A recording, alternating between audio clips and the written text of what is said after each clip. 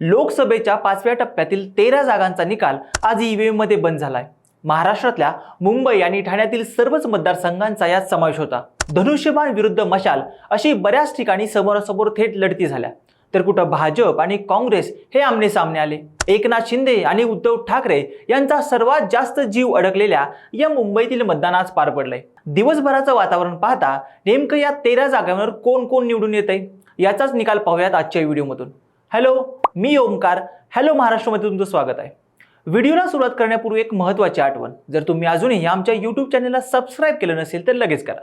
आता सगळ्यात पहिल्यांदा पाहूयात की ठाण्यात काय झालं ते। राजन विचारे विरुद्ध नरेश म्हस्के यांच्यात आज क्लोज फाईट झाली। शिंदेंच्या बालेकिल्ल्यात शिवसेना विरुद्ध शिवसेना अशी लढत असल्यानं सगळ्यांचंच लक्ष ठाण्यात काय होणार याकडे लागलं होतं। राजन विचारे यांनी प्रचाराच्या पहिल्या दिवसापासूनच इथं गद्दार विरुद्ध खुद्दार असं म्हणत इथलं वातावरण ठाकरेंच्या बाजूने शिफ्ट केलं होतं। मतदान पार पडताना ठाण्यात क्लोज फाईट पाहायला मिळून मशाल निवडून येईल अशी मतदारसंघात चर्चा आहे। दुसरी जागा आहे ती कल्याणची। सलग 2 टर्म खासदार राहिलेल्या श्रीकांत शिंदे यांच्या विरोधात ठाकरेंनी वैशाली दरेकर या रेसमध्ये नसलेल्या चेहऱ्याला उमेदवारी देऊन सर्वांनाच आश्चर्याचा धक्का दिला। श्रीकांत शिंदे यांनी 2 टर्म मतदारसंघात केलेल्या विकास कामांचं कॅसेट प्रचारात जोरात वाजवलं। शिंदे मुख्यमंत्री झाल्यावर एकनाथ शिंदे यांनी तर या मतदारसंघावर कमलेचा होल्ड मिळवला होता, पण नाराज भाजपचे गट वैशाली दरेकर यांच्यासारखं सर्वसामान्य नेतृत्व ठाकरेंच्या बाजूने असणारं सहानुभूतीचं वारं यामुळे कल्याणची जागा रेसमध्ये आली। श्रीकांत शिंदे जरी आरामात निवडून येतील असं वाटत असताना मतदान पार पडल्यावर वैशाली दरेकर शिंदेंचा टांगापलटी घोडेपरार करण्याची दाट शक्यता आहे। थोडक्यात काय, कल्याणचा निकाल हा 4 जूनला स्पष्टपणे समोर येईल। तिसरी जागा आहे ती भिवंडी लोकसभेची। इथं निवडणूक जाहीर होण्याच्या आधीपासूनच परिवर्तन अटळ असं बोललं जात होतं। सलग 2 टर्म खासदार आणि पंचायती राज्यमंत्रीपदाचा कारभार पाहून देखील भाजपच्या कपिल पाटलांना मतदारसंघातील सर्वात महत्त्वाच्या आणि पिण्याच्या पाण्याचा प्रश्न आणि रस्त्यांचा प्रश्न सोडवता आला नाहीये, त्यामुळे त्यांना अँटी इन्कम्बन्सीचा फटका बसणार हे कन्फर्म होतं। त्यात शरद पवारांनी ही जागा आपल्याकडे खेचून आणत इथून बाळामामा उर्फ सुरेश म्हात्रे यांना तिकीट देऊन आपली दावेदारी मजबूत केली। इथून प्रचारापासून ते प्रत्यक्ष मतदानापर्यंत महाविकास आघाडी ही एक दिलाने लढली आणि याचाच परिणाम मतदानानंतर भिवंडीत तुतारीचा आवाज जास्त दिसतोय। चौथी जागा आहे ती म्हणजे नाशिकची। राजाभाऊ वाजे विरुद्ध हेमंत गोडसे यांच्यातील लढतीकडे पुऱ्या महाराष्ट्राचं लक्ष लागून राहिलं होतं। मुंबई बाहेरचा हा शिवसेनेचा बालेकिल्ला समजला जात असल्यामुळं इथली लढाई ही महत्त्वाची होती।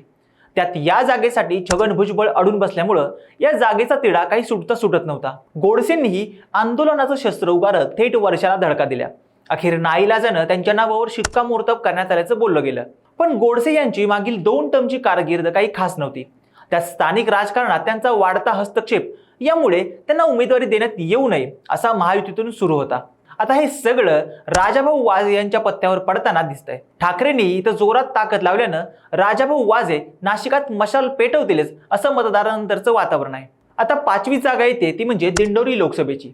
भाजपकडून भारती पवार तर शरद पवारांनी भास्कर भगरे यांना इथून लोकसभेच्या रिंगणात उतरवत टफ फाईट दिली। त्यात सुरुवातीला माकपच्या JP गावित यांनी अर्ज भरल्यानं भगरेंना मतविभाजनाचा फटका बसणार अशी चर्चा होती, पण अखेर भगरेंनी अर्ज मागे घेतल्यामुळं ही जागा रेसमध्ये आली। पण वंचितची दिंडोरीत मोठी ताकद असल्यानं आदिवासी आणि दलित समाजाची मोठी वोट बँक वंचितच्या उमेदवाराच्या पाठीमागे राहू शकते, याचा फटका अर्थातच तुतारीला बसेल। तरीही मतदार आता लोकसभेसाठी नवीन पर्याय शोधत असल्यानं मतदानानंतर भास्कर भगरे आणि भारती पवार यांच्यात क्लोज फाईट होताना दिसते। 6वी जागा आहे ती म्हणजे धुळ्याची। काँग्रेसचं वर्चस्व मोडीत काढत भाजपनं गेल्या 3 निवडणुकीत मतदारांना स्वतःच्या बाजूने वळवण्यात यश मिळवलेला मतदारसंघ म्हणजे धुळे लोकसभा मतदारसंघ। भाजपनं मतदारसंघात सलग 2 वेळा खासदार बनलेले डॉक्टर सुभाष भामरे यांची उमेदवारी कायम ठेवली, तर नाशिकच्या माजी आमदार शोभा बच्छाव यांना काँग्रेसकडून धुळ्याची उमेदवारी मिळाली। धुळ्यात प्रचार हा काट्याला चालला होता। मुस्लिम मतदार, बहुजन आणि आदिवासी यांचा मोठा प्रभाव असणाऱ्या या मतदारसंघात काँग्रेसला पुन्हा एकदा धुळ्याचा गड आपल्याकडे खेचून आणायचा चान्स मिळाला होता। त्यात वंचितही स्पर्धेत असल्यानं 2019 प्रमाणे मतविभाजनाचा फटका काँग्रेसला बसण्याची दाट शक्यता होती, पण वंचितच्या उमेदवाराचा अर्ज बाद झाल्यानं शोभा बच्छाव हे निवडून येतील अशी मतदारसंघात चर्चा आहे। आता वळूयात कोर मुंबईकडे। 7वी जागा आहे ती म्हणजे उत्तर मुंबईची। उत्तर मुंबई हा भाजपचा सर्वात सेफ मतदारसंघ। म्हणूनच भाजपचे गोपाल शेट्टी उत्तर मुंबईमधून विक्रमी मताधिक्यानं लोकसभेवर गेले. 2024ला मात्र त्यांचं तिकीट कापून इथून पियुष गोयल यांना संधी देण्यात आली. राज्यसभेवरून गोयल यांची लोकसभेवर वर्णी लावण्यासाठीच भाजपने हा डाव खेळला होता.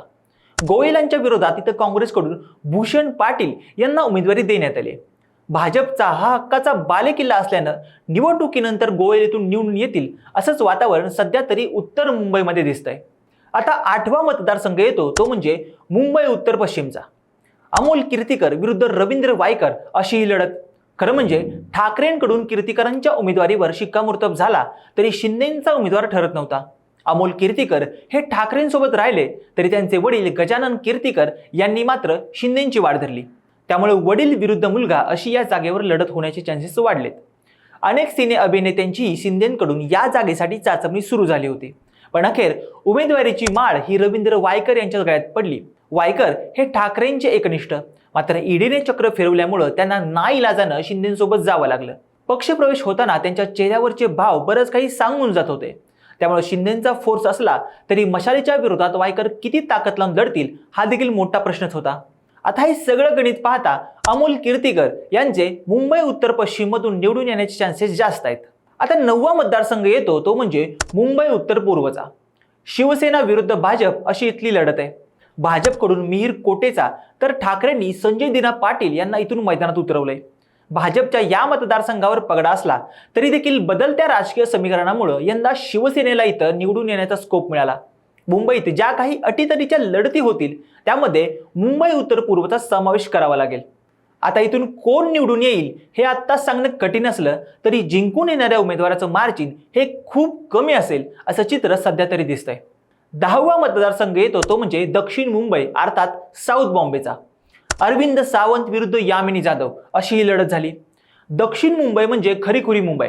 मरीन ड्राईव्ह, मंत्रालय, फोर्ट, गेटवे ऑफ इंडिया आणि जवळपास सर्वच महत्त्वाची कार्यालय या दक्षिण मुंबईमध्येच येतात. त्यामुळे ही जागा दोन्ही गटासाठी अटीतटीची होती. अरविंद सावंत याआधी साऊथ बॉम्बेमधून आरामात लीड घेऊन दिल्लीत जात होते.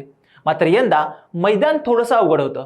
शिंदेसोबत भाजप असल्यानं या पट्ट्यातील भाजपची ताकद यामिनी जाधव यांच्या पाठीशी लागली.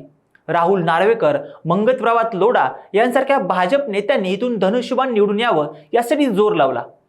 पण अरविंद सावंत यांचं मतदानानंतरचं पारडं थोडंसं जड दिसतंय अशी चर्चा मतदारसंघात आहे. आता 11वी जागा आहे ती म्हणजे मुंबई दक्षिण मध्यची. अनिल देसाई विरुद्ध राहुल शेवाळे यांच्यातील ही फेस टू फेस लढत. ठाकरेंनी 2014ला मोठ्या विश्वासानं एका सर्वसामान्य नगरसेवकाला शिवसेनेचं तिकीट दिलं आणि सलग 2 टर्म निवडून आणलं. तो चेहरा म्हणजे राहुल शेवाळे.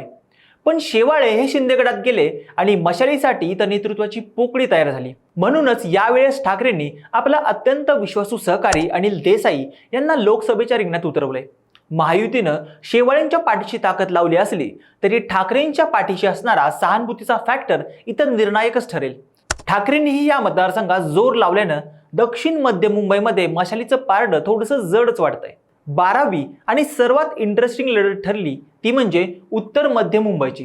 काँग्रेसकडून वर्षा गायकवाड विरुद्ध भाजपकडून उज्ज्वल निकम यांच्यात लढत झाल्यानं संपूर्ण महाराष्ट्रात उत्तर मध्यची जागा चर्चेच्या सेंटर पॉइंटला ठरली. काँग्रेसची परंपरागत ताकद, त्यात उद्धव ठाकरे यांची सहानुभूतीची लाट, त्यामुळे वर्षा गायकवाड यांचं पारडं जड होतं. त्यामुळे भाजपने इथून नवीन राजकीय समीकरण जन्माला घालण्याचा केलेला प्रयत्न मतदारांना सध्या तरी फारसा रुचलेला दिसत नाहीये. त्यामुळे वर्षा गायकवाड लोकसभेवर जातील अशी नागरिकांमध्ये चर्चा आहे. आता येतो तो शेवटचा मतदारसंघ म्हणजे पालघरचा. पालघरचे विद्यमान खासदार राजेंद्र गावित हे शिंदेच्या शिवसेनेचे उमेदवार असतील असं वाटत असताना अचानकपणे त्यांचा पत्ता कट झाला आणि या ठिकाणी महायुतीकडून उमेदवार जाहीर करण्यात आला. भाजपने दावा ठोकत डॉक्टर हेमंत विष्णू सावरा यांना मैदानात उतरवलं.